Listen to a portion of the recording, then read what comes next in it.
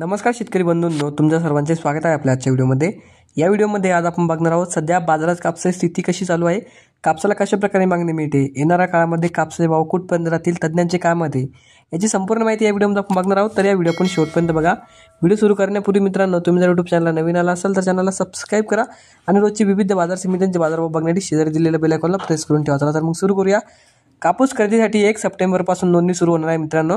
प्रक्रिया सुलभ करण्यासाठी सीसीआयचे कपास किसान ॲप, आंतरराष्ट्रीय बाजारातील मंदी आणि अमेरिकेची लावलेले 50% शुल्क, केंद्र सरकारचा आयात शुल्क काढण्याचा निर्णय यामुळे देशातील कापूस बाजार दबावात आला आहे। शेतकऱ्यांना दिलासा देण्यासाठी यंदाच्या हंगामात सीसीआयला जास्त कापसाची खरेदी करावी लागणार आहे।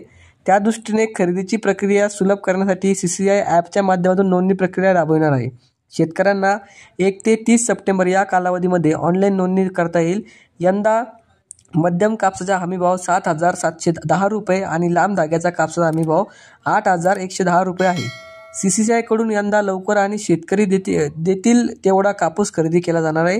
गेल्या वर्षीपेक्षा यंदा खरेदी जास्त होण्याची शक्यता आहे। खरेदीची प्रक्रिया सुरळीत चालावी आणि शेतकऱ्यांना गोंधळ होऊ नये यासाठी ॲपच्या माध्यमातून ऑनलाईन नोंदणी केली जाणार आहे। तसेच शेतकऱ्याला सोयीप्रमाणे कापूस विक्रीचा लॉटही बुक करता येणार आहे। त्यामुळे हेलपाटे मारण्याची गरज नाही असे सांगण्यात आले आहे। गुगल प्ले स्टोअरवर 30 सप्टेंबरपासून कापूस किसान ॲप उपलब्ध होणार आहे। त्या आधारे शेतकऱ्यांना 1 ते 30 सप्टेंबर या कालावधीमध्ये नोंदणी करता येणार आहे। त्याकरिता ऑनलाईन अपडेट 7/12 अपलोड करावा लागेल। सरकार शेतकऱ्यांसाठी माहिती प्रमाणित करेल।